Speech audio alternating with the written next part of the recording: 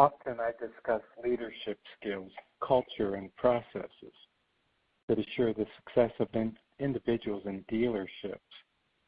Today, we will look at something that involves all three of these in a unique fashion. Everyone has a leadership characteristic that others would be able to see in them and say it defines them. This could be an employee, a family member that will recognize this characteristic. A friend of mine who was struggling with weight had a spouse that thought leadership was being a dictator.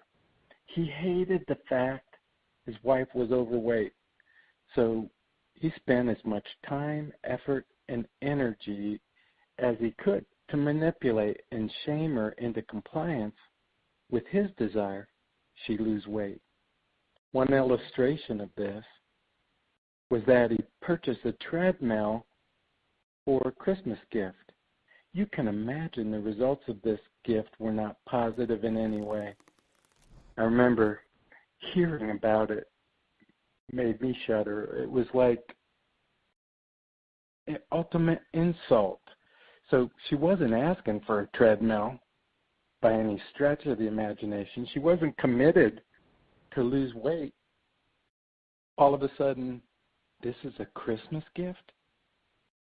Would anyone reading this or listening to this expect, after receiving this gift, she was more motivated to reduce her weight? Would it build up her self-esteem or desire to accomplish weight loss? My belief is this behavior would do exactly the opposite. It would reduce her self-esteem and make her more determined not to comply with the husband's desire she lose weight. The great truth in all of this is that until she desires to lose weight for herself, no positive results would happen. Until you want to change, I believe, frankly, you won't. Real leadership understands this and develops a culture that fosters self-esteem and the desire for improvement. When I was a fixed operations director, one of my technicians struggled to turn hours. And he was against additional training because it sent him harder work that in his view made it tougher for him to make time. I talked with him about this, and some details really came out of it.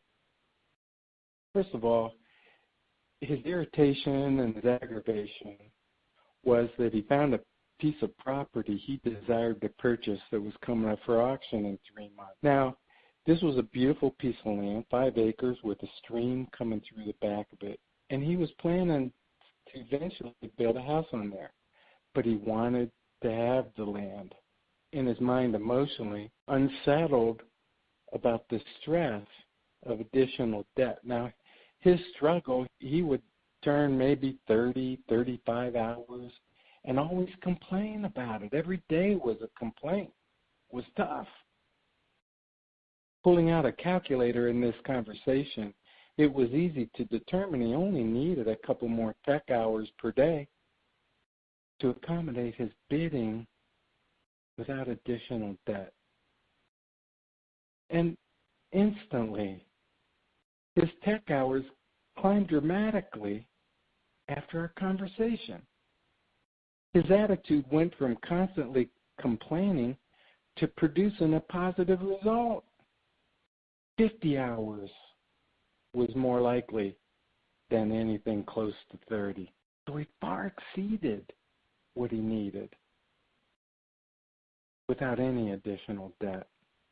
And my view of this was he stopped working for a living and started working for himself. The reality is that until someone wants to accomplish something, the result will be less than impressive. It all starts with you. What changes in your lifestyle are required to accomplish what you want to do for you? I hope you have the courage to start with you and develop the culture that will illustrate the leadership characteristic of caring for everyone. Only then will you see the result benefits all, including yourself. Do this for you. Have a great week, everybody, and I'll talk to you next week.